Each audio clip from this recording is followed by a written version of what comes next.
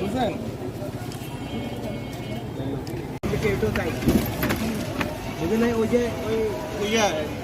ভাই বলি যেদিন ওই দেলোয়ার সাইডে মারা গেছে ওদিন তো ওরা আমার পিঠে মেরে ফেলতো ভিতরে জামাতের লোকজনে। হ্যাঁ ওই জন্য একবার বলছি না ওই যে যেটা ওখানে আমার পিঠে মেরে ফেলতো যদি পরিচিত কয়েকটা না থাকতো।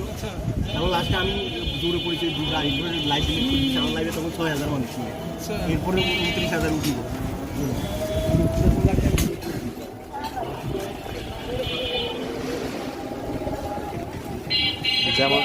যেমন দেখলাম কারফিউ।